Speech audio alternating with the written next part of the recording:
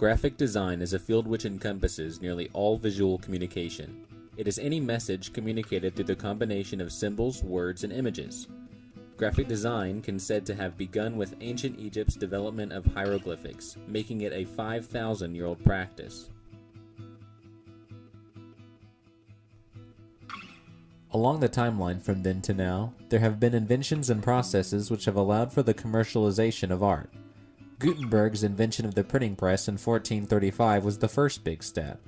By mechanizing block printing methods, books became prolific and many artists found work embellishing pages to make them more visually appealing to readers. Changes in both culture and technology influenced applied art in a number of small ways. Brands, logos, and typography slowly gained popularity during the first half of the 1900s. Artists began to claim lettering styles as their own, and in 1928, Jan Tschelt released New Typography, a book which listed some commonly used fonts and delineated the principles of a new wave of modern typography. However, graphic design saw its biggest boom during the advent of mass media and consumerism during the 1950s. As demand for advertising increased, the position as graphic designer became more popular in print shops, corporations, and the entertainment world. Print shops needed graphic designers for everything from marketing materials to newspapers to books. Filmmakers needed graphic designers for cinema and later television. Everyday corporations needed graphic designers for brochures, newsletters, advertisements, logos, and signage. Then, in the 1960s, computers entered the design world. John, we're going to show you a man actually talking to a computer in a way far different than it's ever been possible to do before. Sketchpad was a revolutionary computer program written by Ivan Sutherland in 1963 during the course of his PhD thesis. It pioneered the way for human-computer interaction. Sketchpad is considered to be the ancestor of modern computer-aided design programs, as well as a major breakthrough in the development of computer graphics in general. And you will see a designer, effectively, solving a problem step by step, and he will not at the outset know precisely what his problem is, nor will he know exactly how to solve it. But little by little, he will begin to investigate ideas, and the computer and he will be in cooperation, in the fullest cooperation in this work.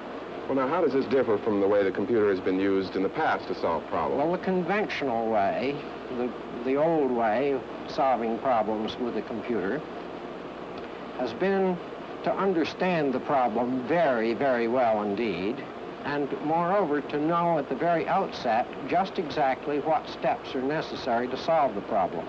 And so the computer has been, in a sense, nothing but a very elaborate calculating machine. But now we're making the computer be more like almost like a human assistant.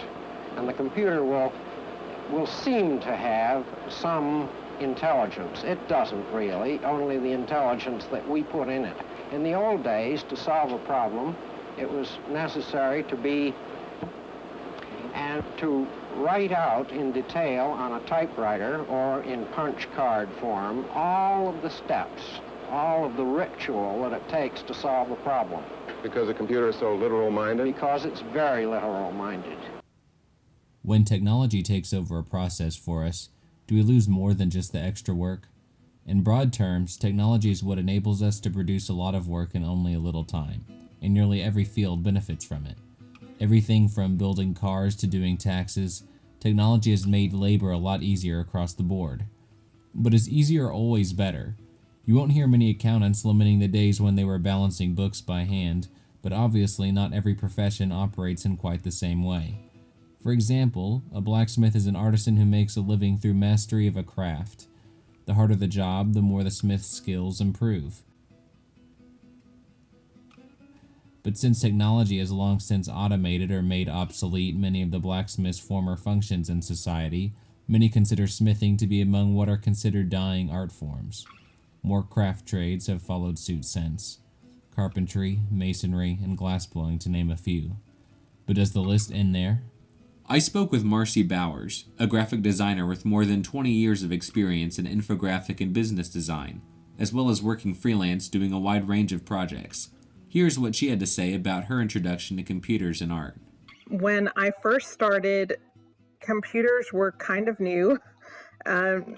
Obviously, they'd been around for a long time, but the idea of everybody having a computer was kind of new. And it was really kind of just like we were playing with it and exploring what we could do with it. And, maybe here's a few projects that we might be able to, the computer might make it easier for us to do these certain things, but really, we're not going to change our process too much. We're just going to continue to do hand-drawn art because, that's what we're more comfortable doing. Joining us now to give a young designer's perspective on the field of graphic design is Mark Seams. Mark, would you mind telling us a little bit about who you are and what you do? Yeah, I'm Mark Seams. I'm a student, but I guess I'm a part-time graphic designer now. It started when I was younger. I was really into graphic tees, and I was spending so much money on them, I decided I should probably learn to make them on my own and save a little money. And then it kind of evolved into this little small business where people saw some of the stuff I'd done and were interested, and now I'm making t-shirts for like clubs and teams and events and stuff, and I mean, it's a really cool experience. Who are some of your influences? Do you have any favorite artistic styles or anything like that? Well, I really like Art Deco. Could you explain to us a little bit about what Art Deco is? Yeah, sure. Art Deco is this style that showed up right before World War I in France. I mean, it's a little weird to get into culturally, but there's a lot of long, clean lines in it, streamlining stuff, and it's a really pretty style that appeals to me a lot. So where did you pick up all this information? Who taught you graphic design? Basically everything that I know, I learned online through various videos and tutorials and how-tos. If I would run into a problem while designing something, I couldn't bring an idea properly to life, then I would try to search someone else had the same difficulty online or something like that, and usually there was an answer and pretty helpful information. So do you work mostly on the computer, or do you do any art by hand? Yeah, no, I don't really do anything by hand.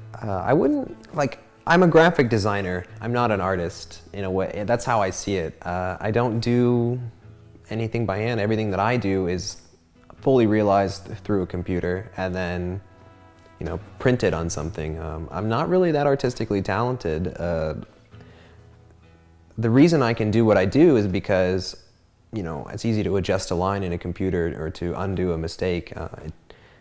Nothing is all that permanent, and so yeah, I mean, no. Nothing is, at least not for a long time, I haven't really done anything that was physical. So, stock imagery, that's something that artists do and they sell, or sometimes you can even download them for free and you use them in your own projects. Do you think that hinders your creativity, or do you ever use that yourself? What do you think about stock imagery?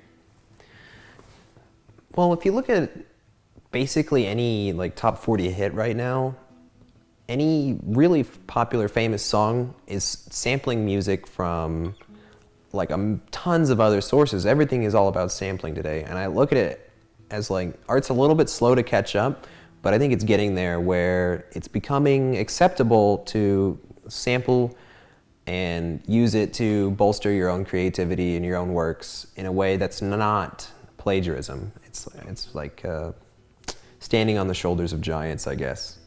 Right. Thank you very much for giving us your opinion, Mark, and we'll see you next time. Thanks.